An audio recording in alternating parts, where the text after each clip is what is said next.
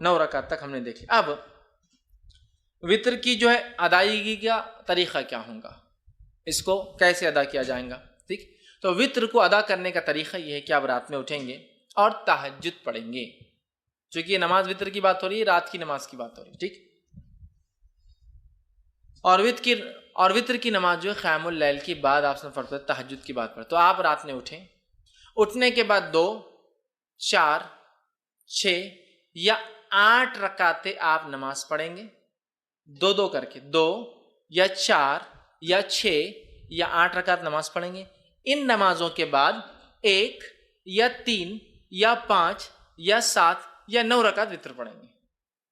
ہوگی بات ختم. یہ طریقہ ہے.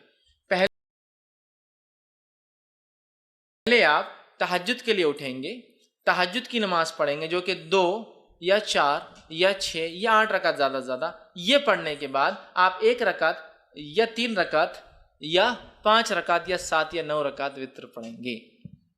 یہ اس کا پڑھنے کا طریقہ ہے. یاد رکھیے, طریقہ یاد رکھیے, اور یہی یاد رکھیے, درست چیزیں یاد رکھیے کہ ہم جو ہے اس طرح سے اس نماز کو ادا کریں تہجد کے بعد. اب جو سب سے مشہور طریقہ ہے وطر کا وہ 3 رکعتیں ہیں, جو ہمارے پاس بھی چلتا ہے, تو اس کو تھوڑا سا اور ڈیٹیل میں جاتے ہیں. سب سے مشہور طریقہ جو وطر کا ہے وہ 3 والا ہے. وہ کیوں؟ حضرت عائشہ کی وہ روایت یاد کیجئے موطا امام مالک کی کہ نبی اکرم صلی اللہ علیہ وسلم رمضان یا غیر رمضان 11 رکعتوں سے زیادہ نہیں پڑھتے تھے. تو 11 رکعت میں 8 رکعت تہجد کی اور 3 رکعت وطر کیا. تو 3 پڑھنا سب سے مشہور طریقہ ہے. اب یہ 3 پڑھنے کا طریقہ کیا ہے؟ اس طریقے سے اس 3 رکعت کو پڑھنے کے 2 طریقے ہیں. میں سمجھو آپ زیادہ کنفیوز نہیں ہو رہے ہیں, ہر چیز کلیئر کرتے ہوئے جا رہے ہیں. 3 رکعتوں کو پڑھنے کے 2 طریقے ہیں. 2 طریقے کیا ہیں؟ 2 سلام سے 3 رکعت یا 1 سلام سے 3 رکعت. تھوڑا اس کو اور وضاحت کرتا ہوں. 2 سلام اور 2 قاعدے سے 3 رکعت یا 1 سلام اور 1 قاعدے سے 3 رکعت. طریقہ بتاتا ہوں. پہلا طریقہ, آپ نماز وطر کے لیے کھڑے ہوئے, آپ نے تکبیر کہی, ہاتھ باندھ لیا. اب آپ نماز پڑھتے ہیں 2 رکعت. 2 رکعت نماز ختم ہونے کے بعد قاعدہ کرتے ہیں. قاعدے کے بعد آپ السلام علیکم ورحمۃ اللہ, السلام علیکم ورحمۃ اللہ کرتے. کتنی رکعت ہوئی؟ 2. پھر 2 کے بعد آپ کھڑے ہوتے 1 رکعت کی نیت سے. پھر آپ رکعت باندھتے اور 1 رکعت پڑھ کے قاعدہ کرتے السلام علیکم ورحمۃ اللہ, السلام علیکم ورحمۃ اللہ. 3 رکعت وطر, 2 سلام اور 2 قاعدے سے. 2 سلام ہے, 2 کے بعد سلام پھیر دیا, مطلب قاعدہ بھی ایک زیادہ ہوا, یہ بھی ہوا. اس کے بعد 1 رکعت پڑھی, 1 قاعدہ کیا اور سلام پھیرا. 2 سلام 2 قاعدے سے. دوسرا طریقہ 1 سلام اور 1 قاعدے سے. پہلا طریقہ سمجھ میں آ گیا, 2 رکعت پڑھی, سلام پھیر دیا, پھر کھڑے ہوئے 1 رکعت پڑھی, سلام پڑھی, تو قاعدے بھی 2 ہوئے, سلام 2 ہوئے. اب 1 سلام سے اور 1 قاعدے والا طریقہ, آپ نے رکعت باندھی وطر کی, 3 رکعت کی نیت سے آپ کھڑے ہوئے, اللہ اکبر کے ہاتھ باندھا, کنٹینیوسلی 3 رکعت پڑھیں گے. اب 1 ختم ہوئی, دوسری پڑھا آپ نے, دوسری ختم ہوئی, بیٹھیں گے نہیں, اب قاعدے میں کھڑے ہو جائیں گے, تیسری آپ پڑھیں گے. تیسری رکعت کے پڑھنے کے بعد آپ قاعدہ کریں گے اور پھر السلام علیکم ورحمۃ اللہ, السلام علیکم. 1 قاعدہ اور 1 سلام سے 3 رکعت اور 2 قاعدے 2 سلام سے 3 رکعت. سمجھ میں آ گئی بات؟ کلیئر ہے؟ بہت زیادہ کنفیوژن نہیں. سعودی عرب میں سب سے زیادہ معروف طریقہ وہ پہلا والا ہے. 2 رکعت پڑھتے ہیں, سلام پھیر دیتے ہیں, پھر 1 رکعت پڑھتے ہیں. ہندوستان کے اندر 3 پڑھتے ہیں, لیکن تھوڑا سا مسئلہ ہوتا ہے. ہم 3 رکعت 1 قاعدے اور 1 سلام سے نہیں پڑھتے, 3 رکعت 2 قاعدے 2 سلام, بالکل مغرب کی نماز کے جیسا. آپ کو بولے مغرب کیسا ہے, وطر کو نہیں پڑھنا ہے, تو پھر ایک نیا لاتے ہیں. ہم الگ کریں نا, بیچ میں ہاتھ اٹھاتے نا, تیسری رکعت میں اللہ اکبر بول کے پھر ہاتھ باندھتے. حالانکہ ہر طرف تو رفع دین منسوخ ہو گیا بولتے ہیں, یہاں لیکن ثابت کرتے ہیں. باقی جگہ رفع دین کا بولتے منسوخ ہو گیا, غلط ہے, اور یہاں بولتے یہاں ہے, پھر کیسا منسوخ ہوا؟ یہاں تو ہے باقی. تو بہرحال الگ کرنے سے مراد, مغرب سے وطر کو الگ کرنے سے مراد یہ نہیں کہ منمانے طریقے سے الگ کرو. جو بتایا گیا وہ یہ ہے کہ قاعدہ 1 کرو اور 1 سلام سے, یا پھر 2 قاعدے, مطلب پھر 2 رکعت پڑھ کے سلام پھیر دو, پھر 1 رکعت پڑھو, یہ معنی ہے اس کا. لیکن ہمارے پاس علم کم اور تعصب زیادہ ہوتا ہے. تعصب مطلب کیا, ارے فیض میں ایسا بولتی ہے, ان کا مسلک تو الگ ہی دکھ رہا, کچھ اپنے سے ہٹ کے طریقہ بتا رہے. میرے بھائی, یہ علم ہے, دس از نالج. علم کو ہم کو حاصل کرنا ہے.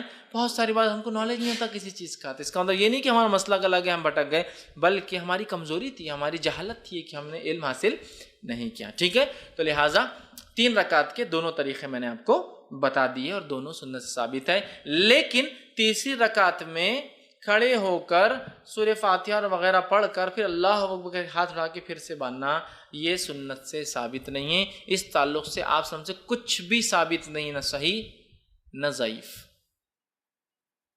خاص طور سے اٹھا کے پھر باندھنا نہ صحیح ثابت ہے نہ ضعیف. لہٰذا میں کہوں گا آپ کو اگر 3 ایک ساتھ پڑھنا ہے تو ایک قاعدے سے پڑھیے. آخری رکعت میں آپ کو کوئی ڈبل سے ہاتھ نہیں اٹھانا ہے بیچ میں. اب پھر وہ دعائے قنوت کیسے کرنا, پھر فرق کیسے کرنا, دعائے قنوت کی طرف میں جا رہا ہوں. پہلے میں طریقے بتانا چاہ رہا تھا. تو ہو گیا 3 وتر کا طریقہ, 2 طریقے 3 وتر کے, یہ میں سمجھتا ہوں واضح ہو گئی. اور نبی اکرم صلی اللہ علیہ وسلم سے بہت ساری حدیثوں میں یہ بات ثابت, جیسے صحیح مسلم کی اور صحیح بخاری کی روایت متفق علیہ. عبداللہ بن عمر رضی اللہ عنہما فرماتے آپ سب رات کی نماز کو 2 رکعتیں کر کے پڑھتے تھے اور آخر میں 1 رکعت وتر پڑھتے تھے. مطلب 2 2 2 2 2 2 2 مطلب 5 سلام ہو گئے, اس کے بعد آپ کھڑے ہوتے اور 1 پڑھتے ہیں, ٹوٹل ہوئی 11 رکعتیں. ٹھیک ہے, تو یہ طریقہ ہے اور ایک ساتھ پڑھنے کا بھی آپ سے ملتا. اب اسی طرح رکعت وتر میں کیا خیرات کر سکتے ہیں؟ تو رکعت وتر میں سورہ فاتحہ کے بعد آپ کچھ بھی خیرات کر سکتے ہیں. اور وتر کی رکعت کی خصوصیت یہ ہے کہ اس میں تیسری رکعت میں بھی آپ کو ضمی سورہ ملانا ہے. دوسری نمازوں میں آپ صرف پہلی 2 رکعتوں میں کرتے ہیں نا, نفل چھوڑ کر, جیسا آپ فرائض وغیرہ میں. اس میں آپ کو جیسا آپ نفل نماز پڑھتے ہیں, ہر رکعت میں آپ کو سورہ فاتحہ کے بعد ضمی سورہ ہر رکعت میں ملانا ہے. 3 ہو 5 ہو 7 ہو, ہر رکعت میں سورہ فاتحہ و ضمی سورہ ملانا ہے, یاد رکھیے. تو آپ کو سہولت ہو سورہ فاتحہ کے بعد آپ وہ ضمی سورہ ملائیں. لیکن اگر کوئی خاص سنت نبی کرم صلی اللہ علیہ وسلم کیا پڑھتے تھے, تو اگر خاص سنت جاننا ہے تو ابو داؤد, نسائی اور ابن ماجہ کی روایت ہے. نبی اکرم صلی اللہ علیہ وسلم, جس میں حضرت عائشہ فرماتی نبی اکرم صلی اللہ علیہ وسلم تہجد جب پڑھتے, اس کے بعد وتر پڑھتے, تو سورہ فاتحہ کے بعد پہلی رکعت میں سبح اسم ربک الاعلی سورہ اعلیٰ تلاوت کرتے, دوسری رکعت میں قل یا ایھا الکافرون تلاوت کرتے, اور تیسری رکعت میں قل ھو اللہ احد تلاوت کرتے. تو اگر خاص سنت آپ کو فالو کرنا ہے تو سبح اسم ربک الاعلی, ٹھیک ہے, سورہ جو اعلیٰ, اس کے بعد سورہ کافرون, اور اس کے بعد سورہ اخلاص. ٹھیک, ایک روایت میں یہ بھی ملتا ہے کہ نبی اکرم صلی اللہ علیہ وسلم آخری رکعت میں سورہ اخلاص, سورہ فلق اور سورہ ناس تینوں ملا کر پڑھتے تھے. تو آپ چاہیں تو یہ بھی کہیں سورہ فلق, سورہ اخلاص, قل اللہ احد, قل اعوذ برب فلق, قل اعوذ برب الناس, تینوں آپ پڑھتے تھے. یہ روایت بھی ملتی ہے. لیکن اگر آپ کو یہ سب یاد بھی نہیں تو آپ کو جو پڑھنا ہے پڑھیے, اسلام آپ کو روکتا نہیں. پہلی رکعت میں سورہ اخلاص پڑھ لیجیے, دوسری رکعت میں سورہ فلق پڑھیے, تیسری رکعت سورہ ناس, کو مسئلہ نہیں, چونکہ آپ کو یہ اگر 3 یاد ہے. لیکن جس کو یاد ہو اور چاہتا ہے کہ سنت کی اتباع کرے تو یہ اچھا ہے کہ وہ سورہ اعلیٰ, سورہ کافرون, سورہ اخلاص. لیکن یہاں ایک چیز واضح کر دوں, اس کے علاوہ بھی امام پڑھے تو اس میں کوئی حرج اور غلطی نہیں. ورنہ بہت سے لوگ آتے ہیں, ہاں تمہارا منہج غلط دکھ رہا تھوڑا, اس میں کیا ہے, پڑھ سکتا ہے آدمی.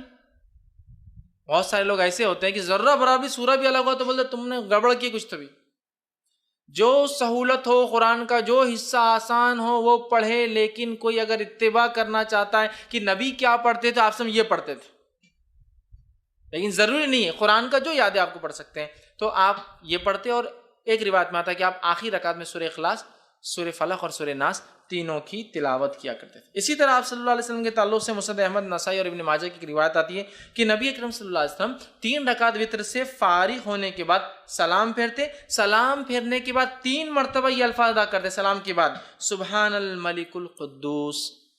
3 بار یہ الفاظ ادا کرتے, سبحان الملک القدوس, سبحان الملک القدوس, سبحان الملک القدوس. یہ 3 بار پڑھتے. اور ایک روایت میں آتا ہے کہ نبی اکرم صلی اللہ علیہ وسلم سبحان الملک القدوس 2 بار آہستہ پڑھتے اور تیسری بار تیز پڑھتے. مطلب جس کو حضرت عائشہ فرماتی ہم سن سکتے تھے, مطلب 2 بار پڑھتے سبحان الملک القدوس, سبحان الملک القدوس, سبحان الملک القدوس 3 بار. اور اس میں بھی آتا ہے کہ روایت میں جب آپ آخری بار تیز پڑھتے تو یوں پڑھتے کہ القدوس کو لمبا کھینچتے, سبحان الملک القدوس لمبا کھینچتے. تو یہ بھی طریقہ ہے. وتر پڑھ لیا آپ نے, اس کے بعد آپ سبحان الملک القدوس, سبحان الملک القدوس, سبحان الملک القدوس لمبا کھینچتے اس کو, یہ پڑھ سکتے. اسی طرح ایک روایت اور آتی دارقطنی کی, اس میں اضافی الفاظ یہ کہ نبی اکرم صلی اللہ علیہ وسلم سبحان الملک القدوس کہنے کے بعد یہ بھی کہتے ہیں رب الملائکۃ والروح. سبحان الملک القدوس کا معنی ہوتا ہے پاک ہے وہ بادشاہ صاحب قدوس. ٹھیک, اسی طرح رب الملائکۃ والروح جو رب ہے فرشتوں کا اور جبرائیل کا, یہ بھی آپ اضافہ کیا کرتے تھے. تو اگر آپ کو یہ بھی پڑھنا ہے تو ہمارے پاس یہ عموماً ہر 4 رکعت تراویح کے بعد پڑھتے ہیں اور بہت لمبا لمبا پڑھتے ہیں, اس میں اور بھی اضافہ ہے. ٹھیک ہے, لیکن یہ تو وتر کے بعد ثابت ہے. 3 بار سبحان الملک القدوس, 2 آہستہ 1 تیز, اور آخر کا کھینچتے ہوئے ذرا لمبا کرتے ہوئے قدوس. ٹھیک ہے, اس کے بعد رب الملائکۃ والروح یہ بھی آپ اس کے ساتھ اضافہ کر سکتے ہیں. اب دعائے قنوت پہ آ جاتے ہیں. دعائے قنوت اس کی حیثیت کیا ہے, پڑھنا اور نہیں پڑھنے کا کیا معاملہ ہے, اور کب پڑھا جائے گا. دعائے قنوت یہ وتر کی نماز کا میں پڑھنا ضروری نہیں ہے, یہ پہلے کلیئر کر دیں. بہت سے لوگ وتر نہیں پڑھتے کہ دعائے قنوت یاد نہیں ہے, تو کلیئر کر دیتا ہوں. دعائے قنوت کا وتر میں پڑھنا ضروری نہیں ہے, یہ ایک سہولت ہے, اللہ نے مدد کی اس نماز سے, تو اس سہولت کا فائدہ اٹھائے جو اٹھانا چاہتا ہے, لیکن کمپلسری نہیں ہے. دونوں باتیں سمجھ میں آ رہی ہیں. میں ٹریول کر رہا ہوں, مجھے پرمیشن ہے کہ میں 10-20 کلو سامان لے جا سکتا ہوں, لیکن میں نہیں لے جا رہا ہوں. سہولت تو ہے, میں نہیں اٹھا رہا ہوں فائدہ, لیکن سہولت ہے. ضروری نہیں. کیوں میں کہہ رہا ہوں, میں یہ نہیں کہہ رہا ہوں مت پڑھو, میں یہ کہہ رہا ہوں بہت سارے لوگ یہ دعا یاد نہیں ہے بول کے نماز ہی نہیں پڑھتے. تو نماز مت چھوڑو, یہ تو مستقل عبادت ہے. دعا اس کا ایک پارٹ ہے, لیکن کمپلسری پارٹ نہیں. اٹیچ ہو جائے تو بھی چلے گا, ڈیٹیچ نہیں بھی اٹیچ ہوگا, نکال بھی دیا جائے تو بھی چلتا ہے. تو یہ دعا کی کیا حیثیت ہے دعائے قنوت کی؟ پڑھے تو اچھی بات ہے, نہ پڑھنے سے انشاءاللہ کوئی فرق نہیں پڑتا آپ کی وتر پر, نماز پر. ٹھیک ہے. تو اسے پڑھنے کی دعائے قنوت کے دو طریقے ہیں. دو طریقے, دونوں طریقے بہرحال جو انسان چاہے اس پہ عمل کر سکتا ہے. دعائے قنوت رکوع سے پہلے اور دعائے قنوت رکوع کے بعد. پہلے تو کلیئر کر دیا میں, دعائے قنوت پڑھنا کمپلسری نہیں, لیکن پڑھ سکتا ہے. دعائے قنوت رکوع سے پہلے اور دعائے قنوت رکوع کے بعد. اس کا طریقہ کیا ہے؟ آپ نے رکعت باندھی, سورہ فاتحہ ضمی سورہ ملایا. ٹھیک ہے, مطلب یہ آخری رکعت کی بات کر رہا ہوں میں, آخری رکعت مطلب آپ تیسری رکعت میں اٹھے. مطلب یہ دعائے قنوت آپ جب پڑھیں گے تو وتر کی آخری رکعت میں پڑھیں گے. ایک پڑھے تو اس کے اندر, 3 پڑھے تو تیسری میں, 5 پڑھے تو 5ویں میں, 7 پڑھے تو 7ویں میں, 9 پڑھے تو 9ویں رکعت میں ہوں گا. تو آپ کھڑے ہوئے تیسری رکعت کی, سمجھو انڈیا پاکستان ہم 3 رکعتیں پڑھیں, تیسری رکعت میں کھڑے ہوئے آپ. ٹھیک ہے, تو تیسری رکعت میں آپ کھڑے ہوئے, تیسری رکعت میں کھڑے ہونے کے بعد سورہ فاتحہ پڑھی آپ نے. سورہ فاتحہ پڑھنے کے بعد ضمی سورہ ملایا. ضمی سورہ ملانے کے بعد اب آپ کیا کریں گے؟ دعائیں قنوت اپنی شروع کر دیں گے. ٹھیک, اس کے لیے خاص ہاتھ اٹھا کر واپس باندھنا یہ سنت سے ثابت نہیں ہے. اللہ اکبر کہنا بھی سنت سے ثابت نہیں ہے, ہاتھ اٹھانا بھی ثابت نہیں ہے. تو آپ سورہ فاتحہ پڑھی اور سمجھو 3 رکعت میں آپ سورہ اخلاص پڑھ رہے, سمجھے آخری سورہ اخلاص پڑھی, اور اس کے بعد آپ اللہم اہدنی فیمن ہدیت, اور وہ دعا آپ اس کے بعد شروع کر دیں گے پڑھنا. یہ ایک طریقہ. دوسرا طریقہ, آپ تیسری رکعت میں کھڑے ہوئے, سورہ فاتحہ ضمی سورہ ملایا, اللہ اکبر کہہ کے رکوع میں گئے, رکوع سے اٹھا سمیع اللہ لمن حمیدہ, ربنا لک الحمد حمدا کثیرا طیبا مبارکا فی, اللہم اہدنی فیمن ہدیت وعافنی فیمن عافیت. اب آپ یہاں سے وہ دعا شروع کر دیں گے, اور اس کے بعد پھر دعا ہونے کے بعد سیدھا سجدے میں چلے جائیں گے. تو یہ دعا 2 جگہ کی جا سکتی, قیام میں اور رکوع کے بعد. اس میں افضل قیام میں کرنا ہے, اس میں افضل قیام میں کرنا ہے. گو رکوع کے بعد بھی کی جا سکتی. امام بخاری نے ایک باب ہی باندھ دیا اپنی کتاب میں کہ قنوت, وتر میں قنوت رکوع سے پہلے اور رکوع کے بعد, مطلب قیام میں اور رکوع کے بعد دونوں ہی درست ہے, لیکن افضل کیا ہے؟ قیام میں کر لے آپ, یہ زیادہ افضل ہے. اس لیے کہ نبی اکرم صلی اللہ علیہ وسلم نے فرمایا, حدیث جو ہے نسائی کی اور ابن ماجہ کی ہے, ابی بن کعب رضی اللہ عنہ فرماتے ہیں, کہتے ہیں نبی اکرم صلی اللہ علیہ وسلم رکوع جانے سے پہلے دعائے قنوت پڑھا کرتے تھے. رکوع میں جانے سے پہلے دعائے قنوت پڑھا کرتے تھے. تو اس سے میں کہہ رہا ہوں رکوع سے پہلے پڑھ لینا یہ افضل ہے. اب اس میں کیا, اس میں ہاتھ اٹھایا جائے؟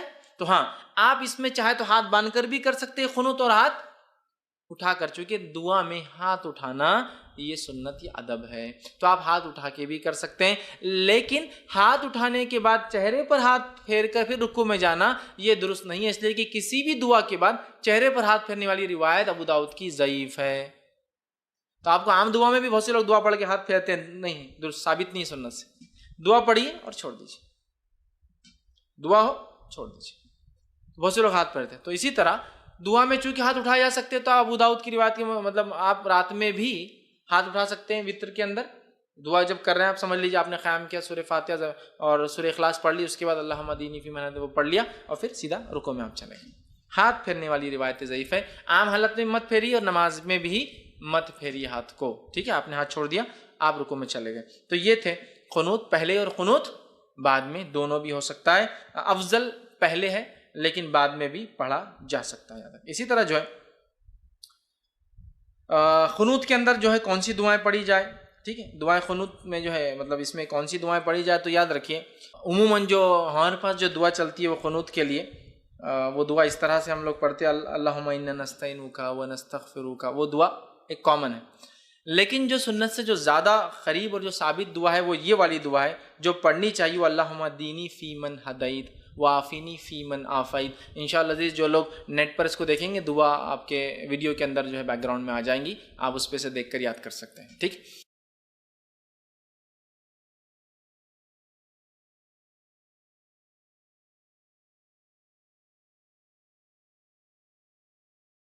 تو یہ دعا زیادہ بہتر ہے. اور وہ اللہم انا نستعینک وہ جو دعا ہے اس کے تعلق سے ایک روایت آتی ہے کہ اللہ کے رسول وہ فجر کے قنوت میں پڑھا کرتے تھے. وہ دعا وطر کے قنوت میں نہیں, وطر کی دعا نہیں تھی, وہ فجر میں کرتے تھے. جب قنوت نازلہ آپ کبھی فجر میں پڑھتے تو یہ پڑھتے, اور جب وطر میں پڑھتے تو یہ پڑھتے, اس لیے کہ حضرت حسن کو اللہ کے رسول صلی اللہ علیہ وسلم نے یہ قنوت خود سکھایا تھا, اللہم دینی فی من ہدیت والا. سمجھ رہے؟ اب بہت سے لوگوں کو یہ یاد ہوتا ہے اللہم دینا فی من ہدیت, وہ جمع کا صیغہ ہے, لیکن اصل حدیث میں الفاظ دینی کے ہیں, اللہ میرے لیے ہدایت اور میرے لیے. لیکن جب وہ اجتماعی میں عالم کرتا ہے تو دینا کر دیتا ہے, اللہ ہمارے لیے. ٹھیک. لیکن اصل کے حدیث کے الفاظ تو دینی والا ہی ہے, پورا سنگولر ہی ہے وہ دعا, پلورل میں نہیں ہے وہ دعا جو سکھائی گئی. ٹھیک ہے.